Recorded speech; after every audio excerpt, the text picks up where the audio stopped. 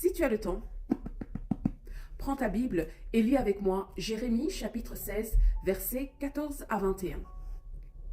Voilà pourquoi les jours viennent, déclare l'Éternel, où l'on ne dira plus « l'Éternel est vivant », lui qui a fait sortir les Israélites d'Égypte, mais l'Éternel est vivant, lui qui a fait sortir les Israélites du pays du nord et de tous les pays où il les avait chassés.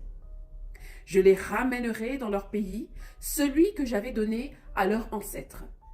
Je vais envoyer une foule de pêcheurs, déclare l'Éternel, et ils les pêcheront. Après cela, j'enverrai une foule de chasseurs, et ils les chasseront sur toutes les montagnes et sur toutes les collines, jusque dans les fentes des rochers.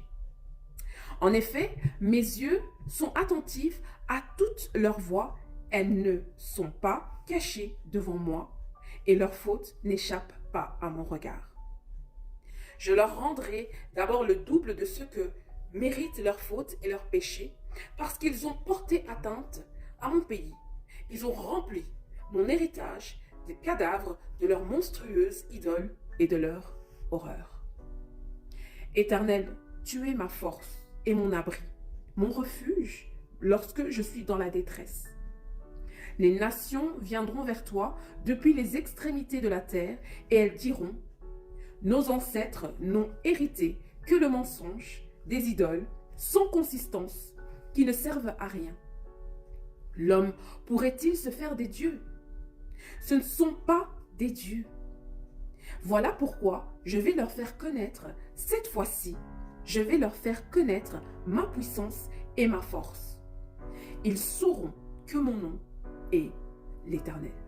Malgré l'entêtement du peuple, Dieu manifestera encore une fois de plus sa grande et merveilleuse compassion. Nous arrive-t-il de mal agir en espérant que Dieu ne le remarquera pas? Le premier pas vers la repentance consiste à reconnaître que Dieu connaît tout de nous. Dans sa prière, Jérémie attribue 3 noms significatifs à Dieu: force, abri, refuge. Chacun d'eux donne une image différente, légèrement différente de l'expérience qu'il a pu faire dans la présence divine. Bien évidemment, chacun d'eux inclut des notions de sécurité et de protection.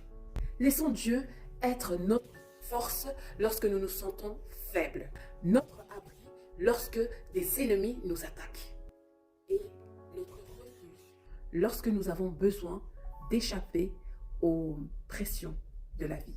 Si tu as le temps, prends encore un moment pour